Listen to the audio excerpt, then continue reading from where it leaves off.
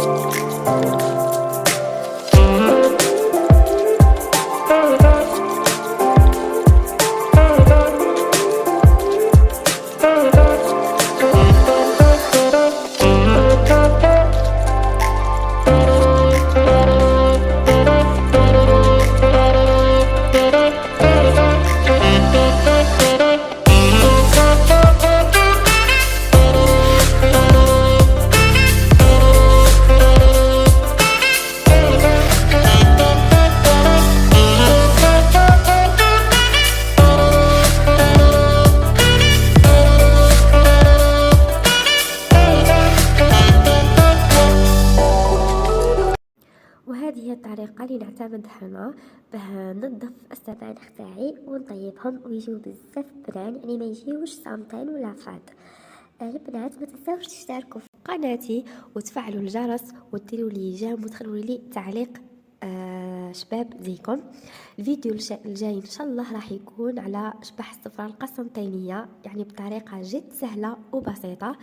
اشتركوا في القناة باه تلحقكم الوصفة. يعني انا صراحة نخلي دائما اسبوع 10 ايام ونديرها باه تبقى لي جديدة، يعني كونوا في الانتظار.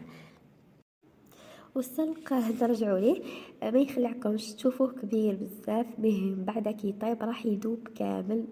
هذيك الربطه اللي كانت مخوفتنا باه نيتوايوها كل رايحه تولي تقولوا امبوسيبل. هذا السلق اللي كان كبير ولا قد هكا. انا البنات ما نشرشموش، كاين بزاف اللي يشرشموه، مي كي نشرشمو نحسو ما يجي فيه حتى بنه. يعني انا نطيبو دوكا راني حطيت قليت كيما قلت لكم البصل والثوم مع بعضهم، يعني حتى تدبل مليح تطلق لي هذيك البنه.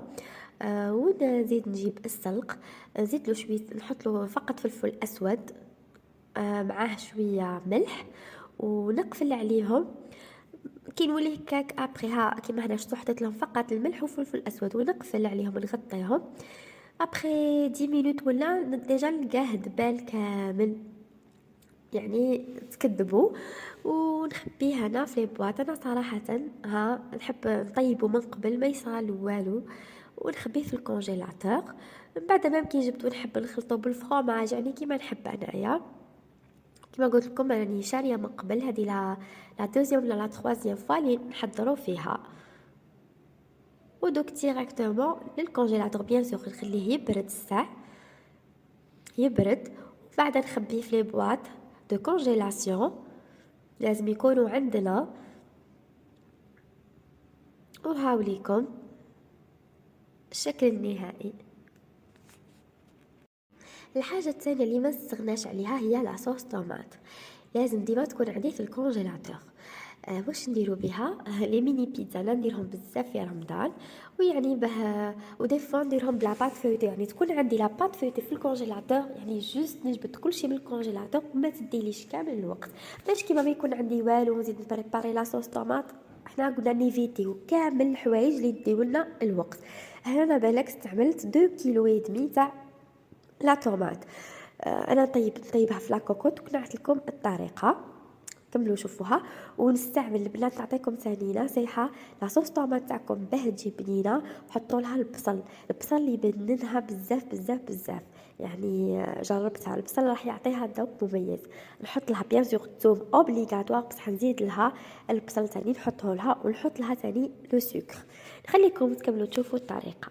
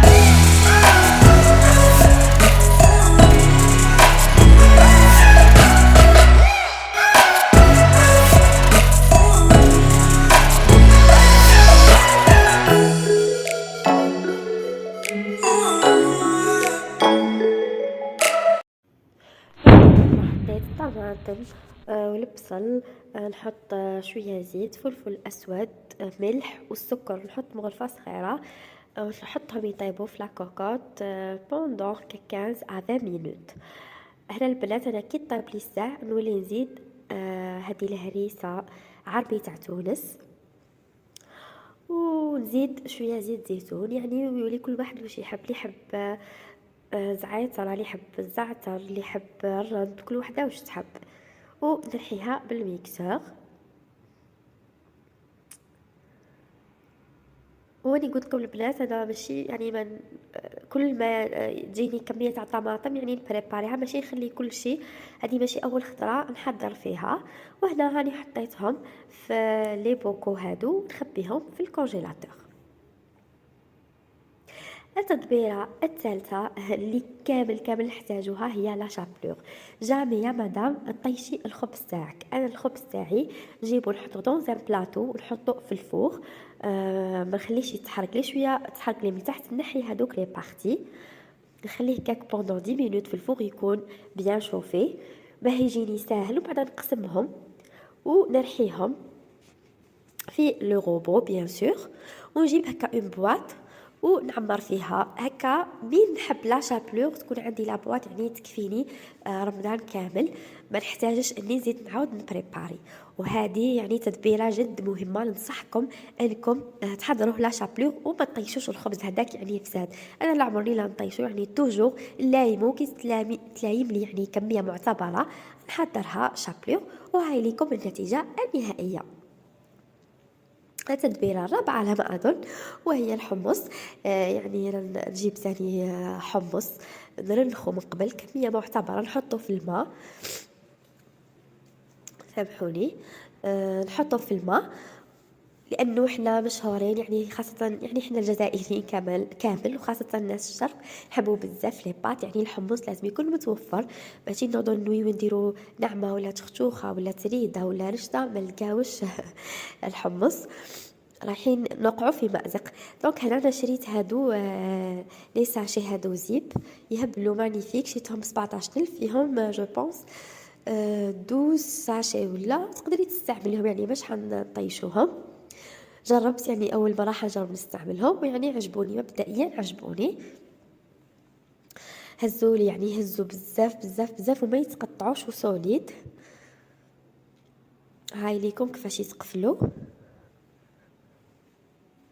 وتخبيهم في الكونجيلاتور. التتبيله الاخيره اللي شاركتها معكم هي لاصوص فينيغرات، ثاني نحتاجوها في رمضان، ماشي كل يوم حنوض ندير سلطه ما تصلحش. هنا انا نجيب كاس فيه نص كاس زيت ونص كاس، كما قلت لكم كاس زيت مخلط بزيت نورمال وزيت زيتون. نجيب 4 كاس ماء، زوج فصوصات ثوم، مغرف موتارد ومغرف مايونيز، ملح، فلفل اسود، ملعقه صغيره سكر، ونخلط كل شيء بالميكسور. واللي تحب في الحموضه تزيد، انا باسكو ندير 4 كاس خل، لا تحبي الحموضه تاعك اكثر زيدي ديري نص كاس، انا ندير 4 كاس. وهذا هو كان فيديو لنهار اليوم. حبيباتي ما تنساوش تشتركوا في قناتي، والى الفيديو الجاي ان شاء الله، ورمضان كريم.